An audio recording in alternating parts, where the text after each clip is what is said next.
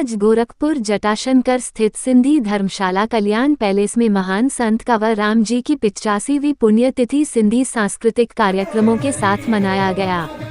कार्यक्रम के मुख्य अतिथि गोरखपुर के संत रविदास जी व सिंधी समाज के मुखी साहब जन द्वारा आरती व अरदास करके की गई भजन संध्या का कार्यक्रम लखनऊ से पधारे सूफी भगत सोनू एंड पार्टी द्वारा किया गया। रात्रि 9 बजे से समाज के बच्चे संत कंवर राम के रूप में प्रस्तुति की गई। बस्ती से सिंधी महिला मंडल द्वारा संत जी की जीवनी प्रस्तुत किया गया। गोरखपुर महिला मंडल के द्वारा सामूहिक नृत्य किया गया। कार्यक्रम में गोंडा, देवरिया, बस्ती, अयोध्या से भी संगत ने कार्यक्रम में पधारकर संतों का आशीर्वाद लिया।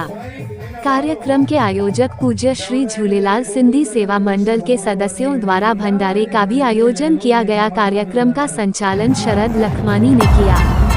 समाज के सभी वर्गों का सहयोग रहा। मुख्य रूप से विक्की कुकरेजा, रेवा केशवानी, दीवान चंद, ओम प्रकाश रूपेला, जय प्रकाश केशवानी, पंकज गुरनानी, विक्की चंद्रनी, कमल सचदेवा, नीरज रहेजा, अमित जेसलानी, पायल कुकरेजा, शालिनी शर्मा आदि सभी लोग मौजूद रहे।